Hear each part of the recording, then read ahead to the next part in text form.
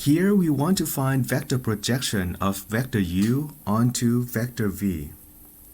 And we already have this formula ready for you guys to use, but I don't like the idea of using a formula without really understanding how or where it comes from. So why don't we spend some time to understand the concept of vector projection and then try to derive this formula by ourselves. Okay? So once again, when it comes to vector projection, this vector projection, it's all about finding a shadow of something over something. So let's make a note here. Projection is all about finding the shadow of something over something. So here, finding vector projection of u onto v. This is like finding vector shadow, or you can call it shadow vector. Vector shadow of u over v. U over v. So how does that work? Shadow of one vector over another vector. So let's take a look at the figure down here to understand how it looks like. So here we have this vector u up here, and then we have this vector v. We want to find the shadow of u over v, which means that we are going to treat v as the floor, and then we shine light, maybe from a flashlight or something. The light is going to come straight down over the floor, and of course, since we have this vector u, it's going to show its shadow on v like this.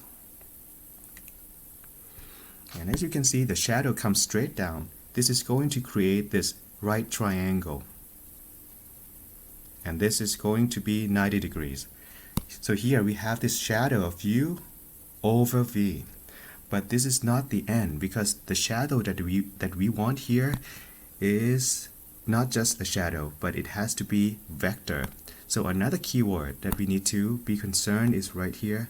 This shadow has to be vector, which means that this black line that we have here must have an arrow. And our job is to try to find this vector. And we call this vector projection of u onto v. Does that make sense? Shadow of u over v. And let's make it clear that this thing is not the same as projection of v onto u. Why? Because if it's v onto u, it means that we are going to find the shadow of v on u. If it's the other case, we are going to have to shine the light from here, and then we try to find the shadow of v on u. So this way, light comes this way, and it's going to create this right triangle like that. And then we are going to get this shadow of v on u. So it's different things. Keep in mind that the order matters here. So why don't we take this v over u out, because that's not our focus right now. I'm going to take this out, and okay. Now back to u over v. We are going to derive this formula. So let's put this projection of u onto v. And as I told you in the previous lecture, that every vector is composed of two main components. One is size and the other is direction. So same with this projection vector.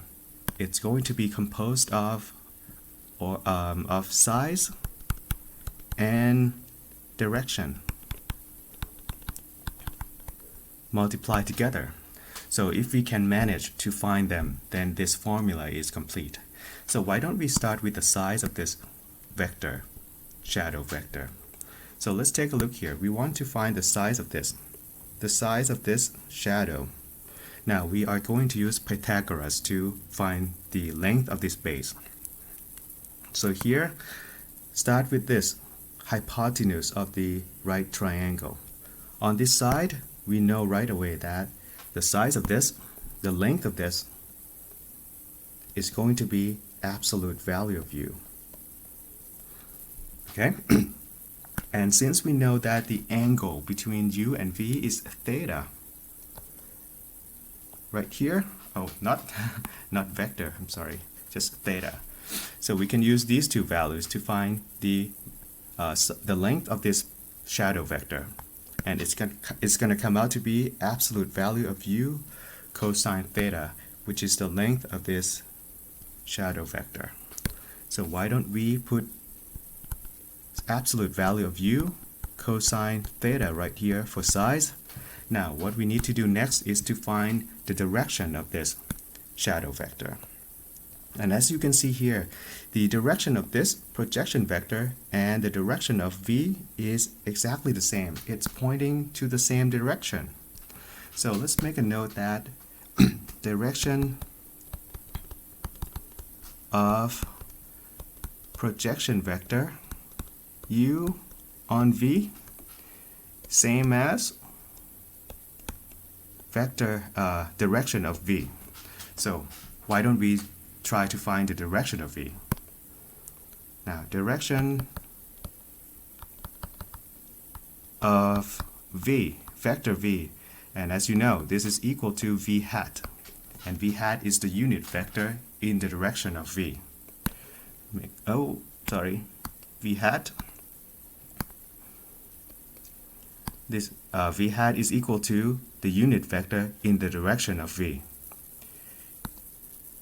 Unit vector in direction of v, vector v, and we have done this. This is equal to vector v divided by its own size. And of course, this is going to be equal to the direction of projection u over v as well from this relation. So I'm going to put this whole thing right here at the formula of the projection of u over v right here. Direction here going to be vector v divided by its own size. Okay, now this formula is almost complete, but we need to move things around a little bit. So why don't we go back to the second formula of the dot product. We know that u dot v equal to absolute value of u, absolute value of v, cosine theta. So if we move things around, we are going to see that u dot v divided by absolute value of v equal to absolute value of u cosine theta. Let's take a look here. This is the same as this, which means that I can substitute this with this term. So I'm going to move this to the formula down here. Equal to u dot v divided by absolute value of v. And the term in the back is still the same, times vector v and absolute value of v. Now I'm going to separate these terms into two parts. First part is going to be scalar, and the second part is going to be vector. So let's take a look here. U dot v, scalar or vector? Scalar. This absolute value of v, definitely scalar. This, same, scalar. But this vector v is a vector. So let's separate it. Scalar together is going to be u dot v divided by 2 scalar at the bottom right here, which is the absolute value of v squared. Okay, let's make parentheses right here and keep in mind that this is scalar times vector v, and that's how we get this formula. Okay, so at this point we know the concept of vector projection and we know how this formula comes from. Put a note right here, the front that we see right here, the front terms, scalar. And this v right here, vector. scalar times vector, it means that projection vector right here is vector. Alrighty, so let's move on. Oh, there is one thing I need to tell you is that this absolute u cosine theta, which is the size of this projection vector, this thing, the length of the base or the size of the shadow, sometimes we call it scalar component. It's just the terminology that you need to know what it means. Scalar component of u in the direction of v. So this is basically the size or length of a vector projection of u over v, which is this.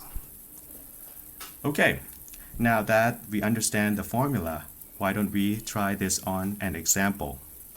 This one. So what do we need to find here? We need to find vector projection of u. Okay, we have this vector u. Why don't we use this notation? I like this better. Save space, 6, 3, and 2. Okay, now on to v, this one. 1 minus 2 minus 2. Okay, this is u onto v. So definitely we need to find this projection vector of u onto v. And from the formula we know that this is equal to u dot v divided by absolute value of v square times the vector the part that is vector, which is vector v. Okay, so this is what we need to find. So let's take a look at this term by term. First, we need to find u dot v. So let's find that. U dot v. Now, looking at this, we know the components of u and v, which means that I'm going to use the first formula of the for the dot product. And the first formula is the product of each component summed together. So I'm going to start with the first component, 6 and 1, 6 and 1, plus second component, the product, 3 and minus 2, 3 and minus 2, plus last product, 2 and minus 2, 2 and minus 2. So here we have 6 minus 4, we get minus 4. Okay, now let's move to the next term, also scalar. Absolute value of v squared, which means that we need to find the size of v. Let's do it right here. Absolute value of v equal to, well, this is square root of each component of v squared. So the first component, 1 square. Second component, minus 2 square. And the last component, minus 2 square. So we have 1 plus 4 plus 4. That's square root of 9, and you get 3 right here. Okay, so let's put everything in right here. U dot v, that is minus 4, divided by size of v squared. So this is 3 squared, going to be 9. Okay, so this is the scalar part. Now vector v is going to be this. 1 minus 2 minus 2. So in the end, you just need to put this minus 4 over 9 into the vector. So it's going to be minus 4 over 9 I plus 8 over 9 j plus 8 over 9 k. And there you go. You have this projection of u onto v. Okay? So projection vector is done. So what do we need to do next? We need to find the scalar component of u in the direction of v. So this is basically the size of projection u on v. Okay, let's make a note here. Scalar component equal to absolute value of u cosine theta. And from the formula, this is also equal to, well, let's put, why don't we work on something? So here u dot v, this is from the first formula of the dot product, equal to absolute value of u, absolute value of v, cosine theta. Move things around, we get that cosine theta equal to u dot v divided by absolute u, absolute v. I'm going to put this right here. So here we have this absolute u, cosine theta equal to u dot v divided by absolute u, absolute v. And it turns out that we can, this is going to cancel. This and this cancel. So here we have u dot v at the top of this fraction, and u dot v we know from up here that it's going to be equal to minus 4 divided by absolute value of v, which is 3. So we have this answer right away, minus 4 over 3. This is one way to find the scalar component. Or you can find the size of this, right? The size of this projection of u over v to find the scalar component. Same thing. So make a note here that you can, the size of this,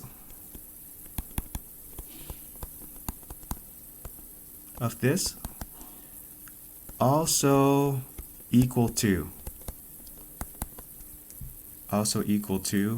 minus 4 over 3. Same thing. Okay, so that's one example of how you use the projection vector formula. Now let's move to the next topic, which is the cross product. Cross product is another form, well, I should say the other form of vector multiplication besides dot product. But there is one obvious difference between dot product and cross product in the way that dot product gives you a scalar, right? Remember, dot product gives you scalar, but cross product, on the other hand, gives you a vector. So cross product, u cross v, is going to give you vector.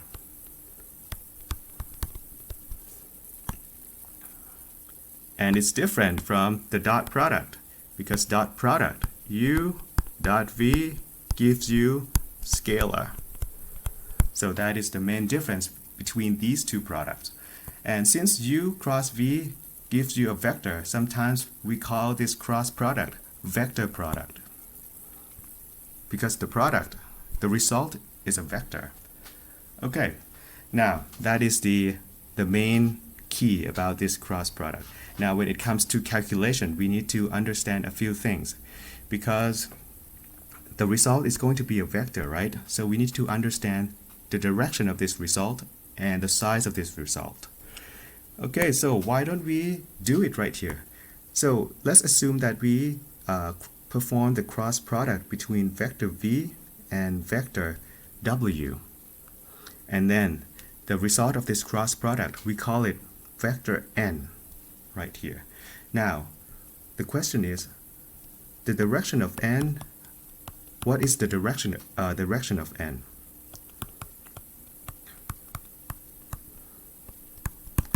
Okay, one key thing about this result from the cross product is that n must be orthogonal to both vector v and w. The result of the cross product is a vector, and that vector n must be orthogonal or makes right angle with both v and w. And not just that, it has to be orthogonal in the way that follows the right-hand rule. Following by following. I'm going to put RHS, right-hand rule, RHR, right-hand rule. Okay. So it's kind of hard to show this without using my hand, but I'm going to try my best. So let's assume that this vector is vector v. Let's change this a to v and change this b to w.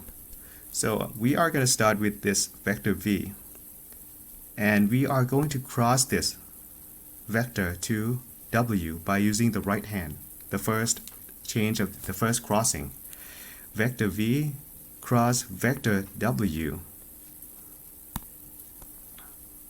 is vector w, and if you follow the right hand rule correctly, the thumb or the finger that you use in the end is going to point upward. V cross w is going to create a vector that is orthogonal to both v and w. Okay, and that is vector n. So this is vector n we are talking about here. So you need to understand this. This is very important. Result of the cross product must be orthogonal to the first two products, the first two vectors that you perform the products on. Okay, so that is the direction. When it comes to calculation, it's kind of easier to understand.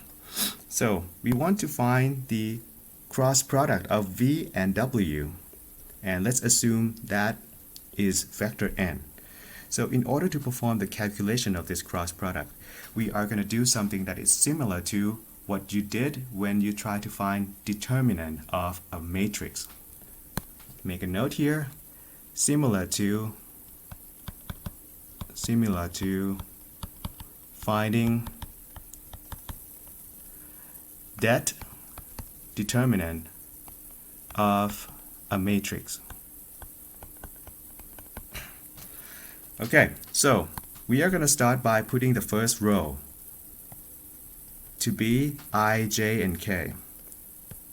Second row is the component of the first vector of the cross product, v. Third component would be the components of the second vector in the cross product. And now we are going to perform this calculation. Find the product cross down. Okay, so here it's a little bit hard to see, so why don't we extend this this sort of like a matrix here. So the next one would be I, and the first component v1, w1. The next column would be j hat, v2, and w2. So let's find the product cross down. So the first one would be v2, w3. v2, w3, I. Right, because we have this I hat. Plus v3, w1, v3, w1, j. Plus v1, w2, k. All right. Okay, I think I'm running out of space, so let me move this to the other end. Okay, let me do this again. Cross down the first path, I, v2, w3, plus j, v3, w1, plus k, v1, v1, w2. So this is the product cross down, and then we have to repeat this cross up, up, but when you go up it has to be negative. All right, when you come down it has to be positive.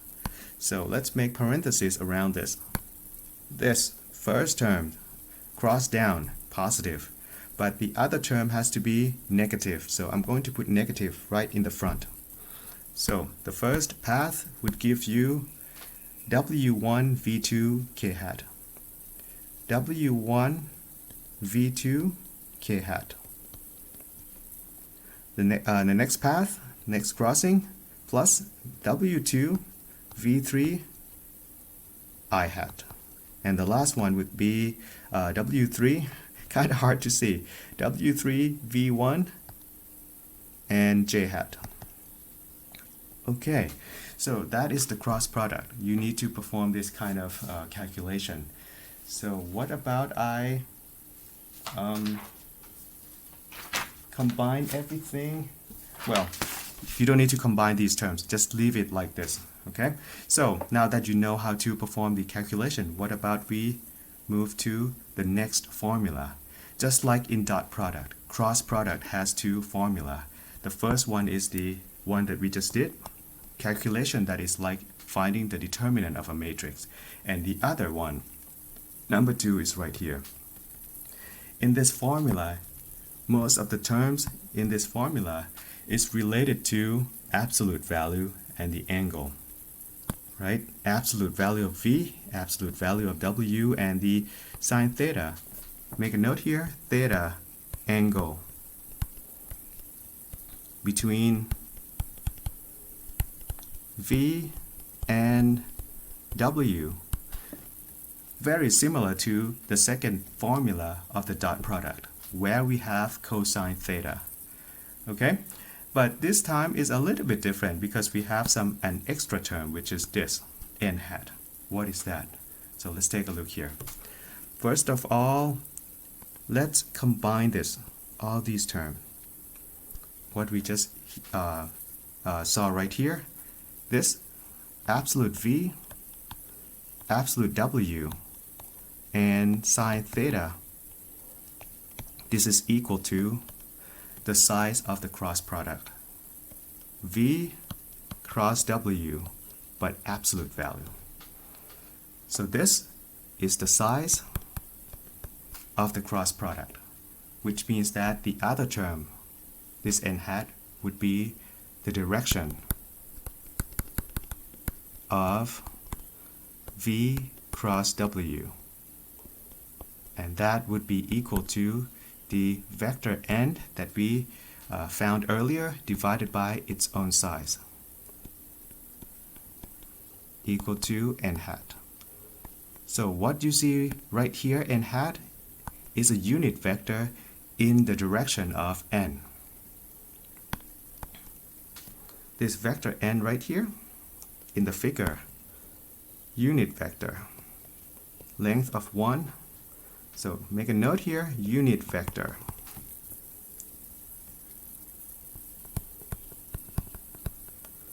In the direction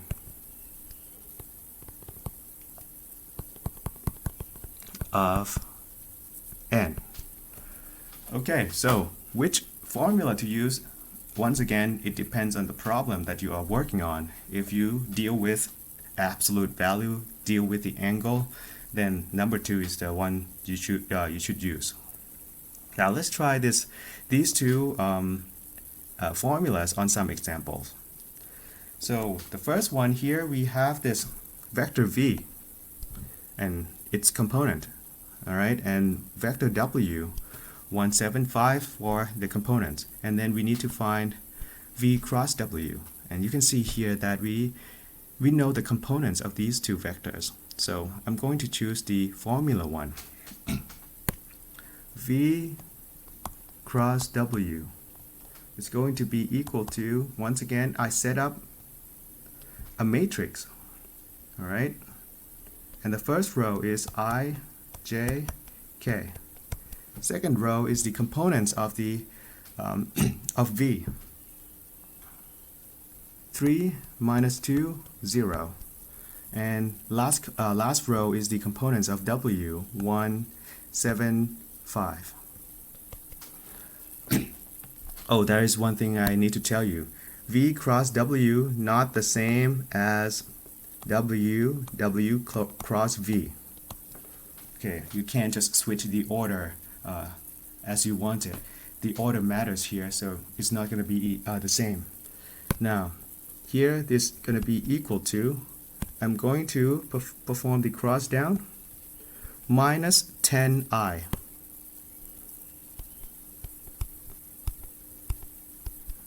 Okay, Now, next path, j, 0, and 1.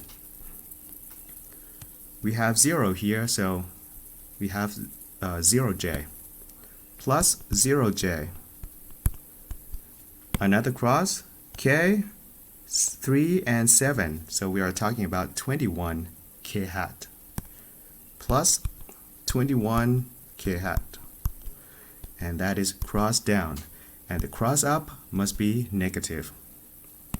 Cross up, I'm going to start with this 1 minus 2k, so I have minus 2 k hat. Next one, 7, 0 I. This one is easy because we have 0, so we have 0i plus 0i. Last one, 5, 3, and j, so we have 15j plus 15j. So here we combine all these terms and we get minus 10 plus 2, so it's going to be 8. Oh, sorry, I looked at the wrong one. So I component minus 10 and 0, so we have minus 10i. Okay, now next component 0j and 15j, but we have minus in front, so we have minus 15j. And the last component would be 21k plus 2k, so it's going to be 23k plus 23k hat. Or you can use this minus 10, minus 15, and 23 like this. This notation is correct too. Alright, so that is the answer for this first example.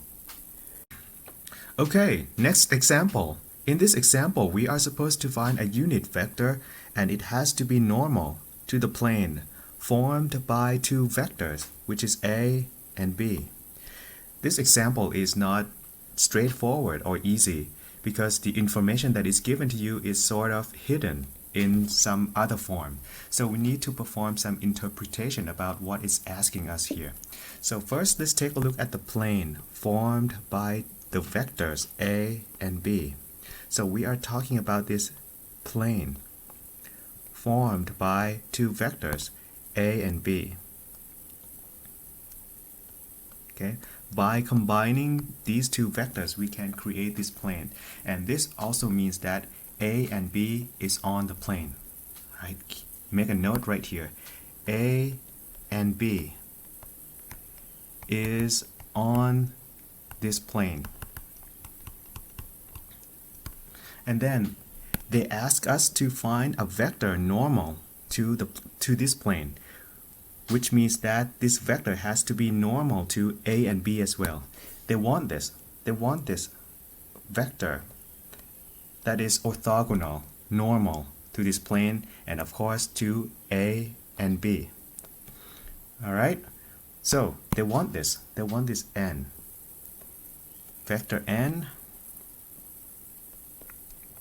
to be orthogonal to a and b.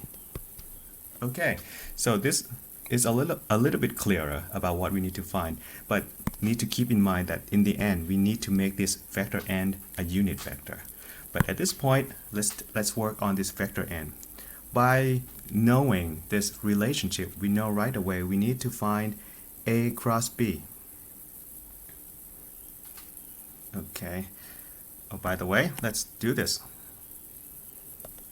We know that a cross b is going to be orthogonal to both a and b. So let's find that. Vector n equal to a cross b.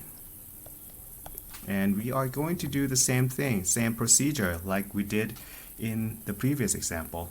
So I, j, k at the first row, then the next row is the component of a, 2, 1, 0. And next row is the components of b, 1, 2, 0, and we perform the calculation. Now I'm going to cross down. right here, this one, definitely 0j, 0i. Next one, 0 again, plus 0j. Then we have this k, last row, last crossing, k, 2, 2, so we have 4k, plus 4k, and that is positive. And then we have to cross up and make it negative. Cross up, okay, we have this 1k again, so we have this 1k hat.